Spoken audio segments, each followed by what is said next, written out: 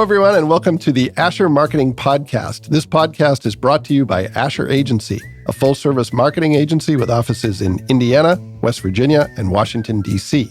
For nearly 50 years, Asher has helped our clients tell their stories, reach customers and prospects, and stand out from the crowd. To learn more about how we can help your company, visit asheragency.com or contact us at hello@asheragency.com. My guest is Madison Maxwell. Madison, how you doing? Good. Thank you so much for having me. I really like your new name because it's easy to pronounce. I always trip over people's names, but that one was pretty easy. How is married life? Oh, it is such a joy. Remind me, when did you get married? May 26th. Okay. So Memorial Day weekend of this year. All right. Well, great. Well, I'm glad to hear that's going well, and thank you for having an easy to pronounce name. I always appreciate that. So you and I met some time ago, but I want to catch up on what's new and hear about what you've been doing at Grace College. But before we do that, I want to go back in time because with our guests, I usually start by having them talk about their career path.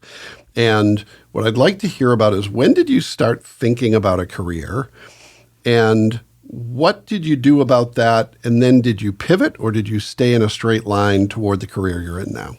Yeah. So I have two parents who graduated from college, so I kind of always assumed college would be part of the story for me. Yes, I'm one of four. Okay. And are you oldest, youngest, in between?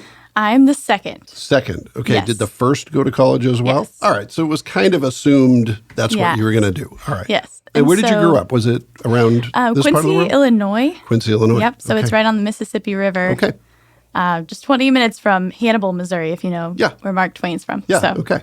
And so as I started thinking about what I wanted to major in, the field of communication became more and more interesting to me. Okay. At one point, I thought I wanted to be a news reporter. Okay. And then that kind of shifted and really enjoyed giving speeches. I was that's pretty unique. Most people really don't like to do that. Yes. Yeah. I was awarded several scholarships my senior year of high school that required acceptance speeches. Okay. And I'd kind of get up in front of a group and it just was a comfortable thing for me. And so that kind of solidified communication. But I went into college not sure about where that would take me. Yeah. And the longer I studied communication, I realized that is the beauty of the degree. Yeah. Is that it opens up so many doors. Yeah. And so anyway, fast forward to my senior year, my senior capstone class gave the assignment, basically find your dream job. Wow. And this is senior of college at Grace? Yes. Oh, okay. yes. Sorry, I missed that. No, that's okay. So I ended up attending Grace College, arrived in 2015, and did a 3-year accelerated bachelor's degree in communication. Okay, because you knew COVID was coming and you say, I want to be done before the pandemic. So senior capstone project, find your dream job. That's amazing. That's really a cool project. Yeah. And so I found this job description for a communications officer with World Vision. Yeah. If you're not familiar with World Vision, they're a humanitarian organization that is in nearly 100 countries around the world. Okay. Has about 3,500 or 1,000 employees. Wow. So this massive NGO. And basically structured my research project around how do I equip myself to be qualified for this job? Yeah. And so it led me to interview a bunch of executive directors of nonprofits and to look into the communication styles of nonprofit organizations. And long story short, a classmate of mine came to me a few months later, right before graduation, and said, I found this internship with World Vision. Oh, wow. I think you should apply. Wow. And so we were at a coffee shop. I pulled out my laptop, quickly applied, sent away my application. Didn't expect to ever hear back. Wow.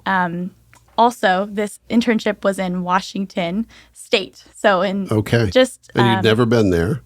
I had been. You'd been, but, okay. Yeah, just for a visit. So in your application, did you mention the research project that you'd done?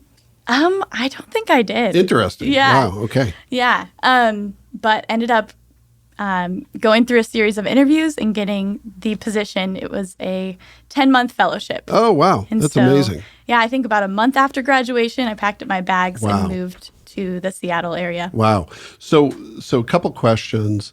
One, why did you choose to do an accelerated program as an undergrad?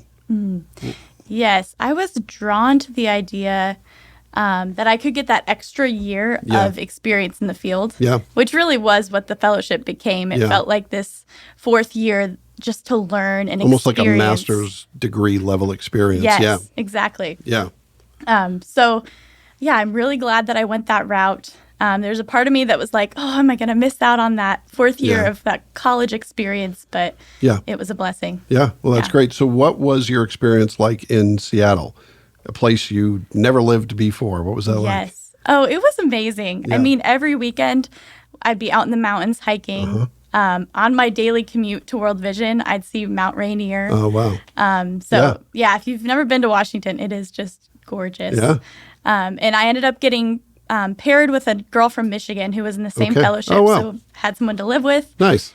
And the job was super cool. I was placed on the corporate engagement team there, so we were working on partnering with businesses like Amazon and Microsoft and Costco to serve vulnerable children and families in the field in a way that also served and met their business needs. Okay. So one of the things we offered was kit builds. And these kit builds were, bring your employees together. This can be a morale building, team building experience, and package hygiene kits or school kits that we're going to send to disaster areas.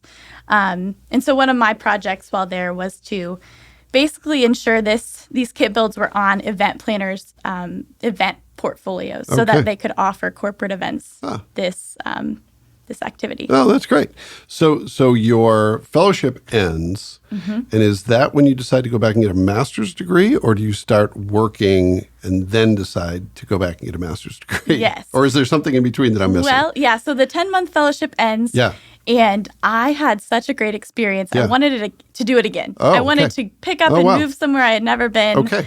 And so, Winona Lake, I had already done that, been there, done that. It was not on my radar to go back. Yeah. So I was sending applications all over, even internationally. Oh, wow. Was actually offered a field journalist position in Malawi, Africa. Wow. So kind of bizarre, but during the midst of all of that, I get a text from my advisor at Grace College saying, hey, there's this position available. Okay.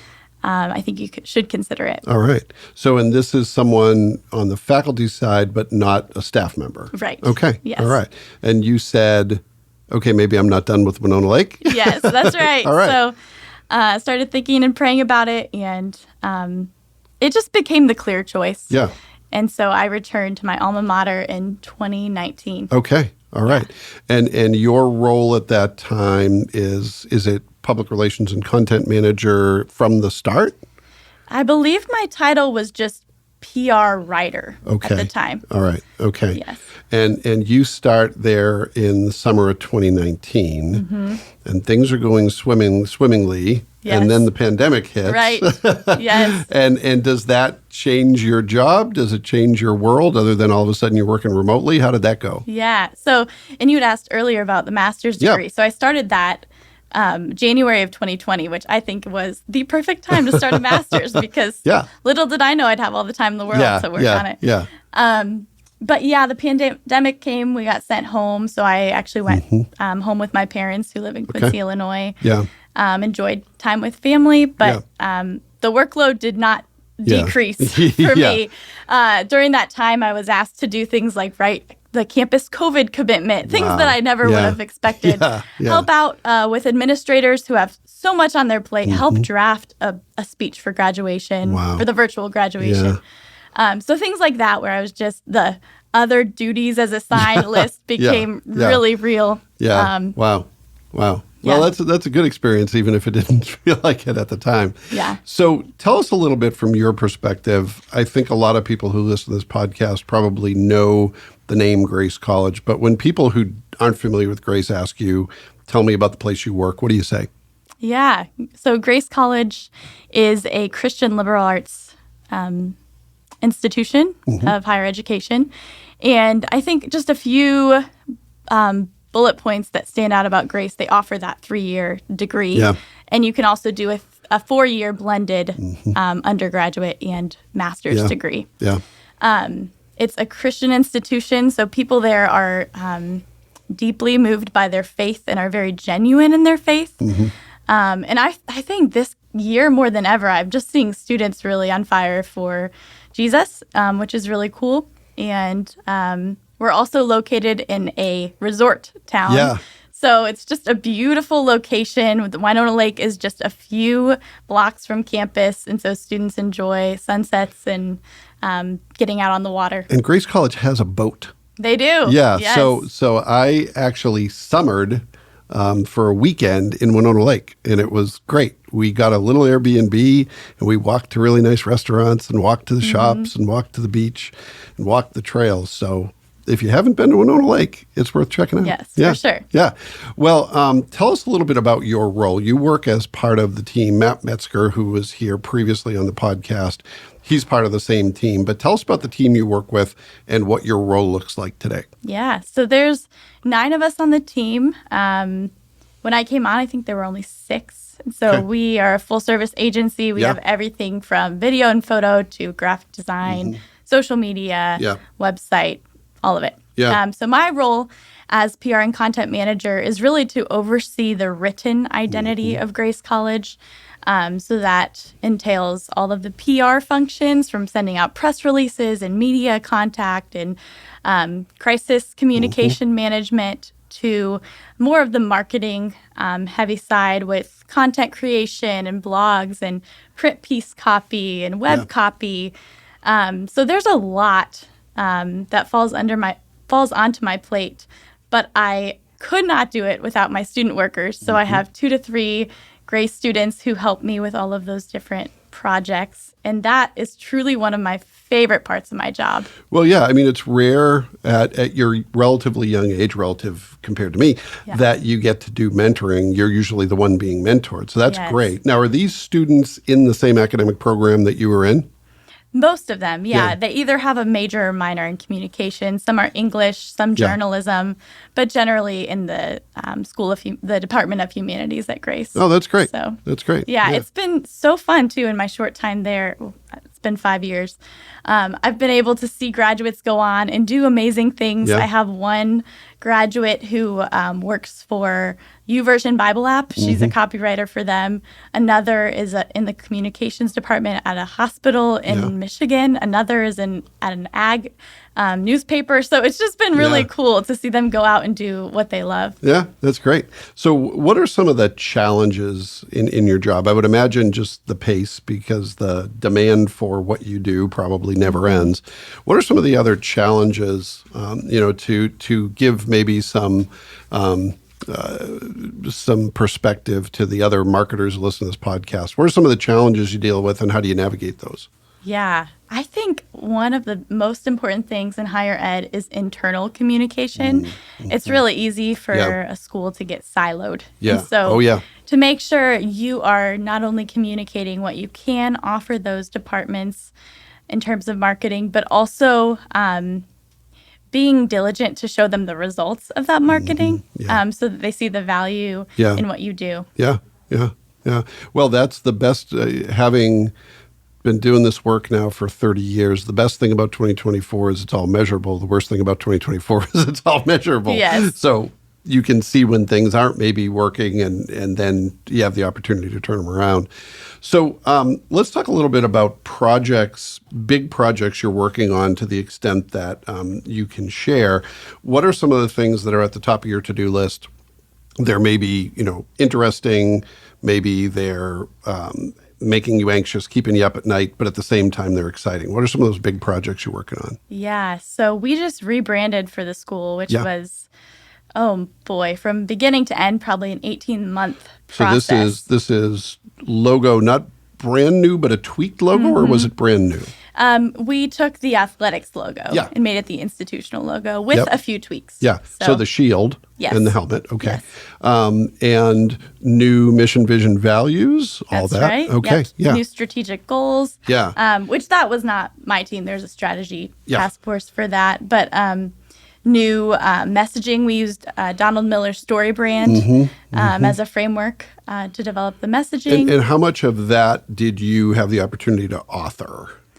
Well, with the help of my team and all the input and the brainstorming, I mean, it was my job to take all of those thoughts and to create the creative platform. Wow. So that's pretty daunting. Yes. So what's your process look like for that, to the extent that you have a process? Is it just take a bunch of input, go in a quiet room and figure it out, or is it more refined than that? Well, I think the process we took as a team was super helpful. We would meet every other week for probably the better part of a semester and just hash out different just words on whiteboards and hash out different slogan ideas and talk about what worked, what didn't, look at other institutions. And so it was like I had all of those conversations in my mind going in to write the final piece. Yeah. And I actually, Utopian is a coffee shop here in Fort Wayne. I took a day to work remote and I just got in the zone and went at it. Well, I was listening to a podcast recently and it was talking about getting out of your normal workspace is really, it can give you an objectivity. And I remember I don't even drink coffee, but I was doing some work in Wabash, and I went to a coffee shop in Wabash and I read a column for Business Weekly, and I wrote like my favorite column. And it was something I didn't even plan, but just being in that different setting, kind of, number one, no distractions or limited distractions. Number two, different environment. And I think my brain just kind of turned maybe 20 degrees to the left, and it came up with something that I wouldn't have come up with sitting at my desk. I believe it. Yeah, I'm a huge believer in that. Yeah. Well, that must have been pretty gratifying, though. That's a big job, and to see the results of that must be pretty cool. Yeah, for sure. And I also was able to be a part of the group, a smaller group of our team, went department by department through the school and included a board presentation pitching the idea. Oh, wow. And so it was really cool to be in those reveals of the creative platform and to hear the feedback and it's just been really well received overall. Well, and in higher ed, I won't ask you to comment on this, but it can be a tough crowd because you've got folks who are creative by design, both on the faculty side and the staff side. A lot of opinions. So again, probably very gratifying to see people roll with that and to make it their own. I'm assuming the work there isn't done, even though the rebranding project is maybe wrapping up. What are some of the byproducts of that you're working on? Yes. So I'm in the midst of the Gray Story magazine for this fall, and that's going to be all about the brand rollout and the new strategic work that was done for the school. And so, just getting to showcase the work over the past 18 months. And I really want to do it well because it's been a lot of hours. So that's plenty, but any other big projects that are on your plate or on your mind right now? Yeah, something I forgot to mention in my assigned duties, we have what's called Grace Solutions in the marketing department at Grace, which is where we actually do external agency work for companies and nonprofits in our area. And so there's always a swirl of projects that are going on that I'm either assigning to my student workers or taking on myself. So Well, what a great way to build advocacy for the college locally. That's really cool. I was really impressed. When I visited your office and saw the size of the team, I was like, this is bigger than I would expect and really impressive, kind of the operation that you have in-house. So yeah. Well, that's cool. Well, I want to pivot to a fewer quick hit questions. The answers don't have to be short, but things that reflect some of the conversations we've had, but bring it kind of together. So the first one has to do with careers and what you've learned about building a successful, fulfilling career. You've had some success and some experiences at a relatively young age that many people never have. What have you learned in that about what it takes to build a career that you can be proud of, where you can have some success and be fulfilled? I think it really goes back to my fellowship at World Vision. I think it's so important to have some mentors in the field. So something I didn't mention is they really encouraged fellows to do informational interviews with people all across the org.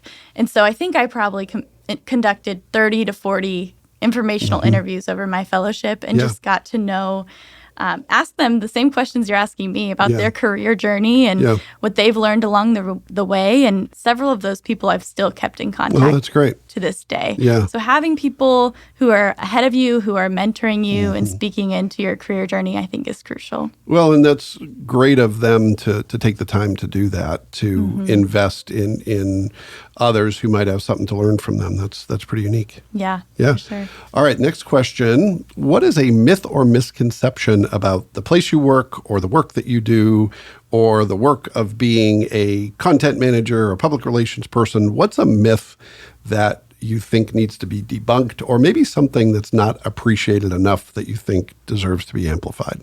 Yeah.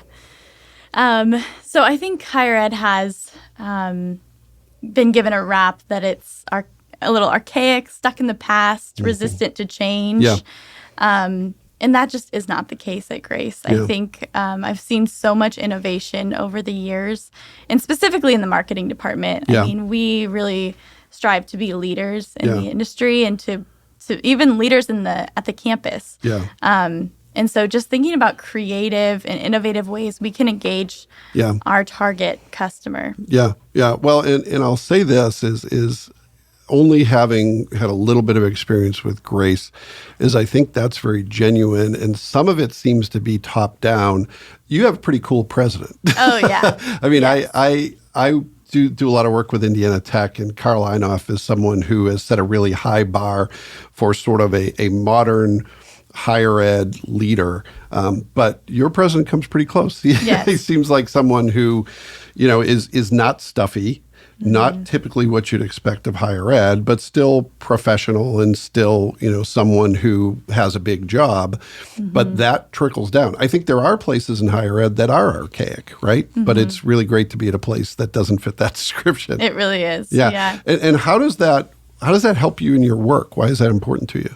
Yeah. Well, as a creative, you don't want to be given a ceiling. I mean, I feel like especially Matt Metzger, my boss, has created this culture where the sky's the limit. Yeah. Like, it is safe to throw out a big, crazy idea that has never been done before. And so I'm really thankful to work in that space. Well, and one of the things that's impressed me about Matt in the conversations we've had is that because he doesn't come from a higher ed background, he doesn't have these limits on what's possible, right? Yes. It's kind of like the template is whatever we make the template, which is kind of cool. Right. And again, kind of unique. Yeah. Yeah, we were one of the first schools among our competitors to embrace TikTok. And today it's, everybody's on it. But higher ed was very hesitant. Oh, for sure. And still is in many corners. So yeah, that's great. All right. One last question for you. And this has to do with the tools you use in your work. Especially when you're on the content side. As I've said, there's so much demand for what you do, and it can be overwhelming. And many of us have found little hacks, little tricks, tools, apps, whatever. Sometimes they're analog, sometimes they're digital, that help you get more done. Is there anything in your world that is important to you that fits that description, something that you think is worth a mention? Yes. As a PR professional, I have to give a shout out to Meltwater. Okay, yeah. I love that platform, and it helps me send out press releases to targeted areas, track just the downloads and opens and clicks that they're receiving, and enables me to follow up with everyone in a really streamlined way. And then also on the crisis communication side of things, just to be able to be notified anytime we're mentioned. Yeah. That's just crucial. Yeah. And Meltwater, if I'm not mistaken, also provides a database of journalists. So it's going to update for you if somebody has a job change. And there's a lot of turnover right now in media. It keeps track of who the journalists are at different publications. Yeah, that's huge. All right. Well, in 160 plus guests, you're the first that's mentioned Meltwater. So really? There you go. Okay. We're learning new things today. Yeah. Well, Madison, thank you so much for doing this. It's great to learn more about your story and hear about all the good things you're doing at Grace College. Really appreciate it. Yeah, thanks for having me. And thanks to everyone who took the opportunity to listen to this episode of the Asher Marketing Podcast. We'll be back next time with another great guest, and we hope you'll join us then.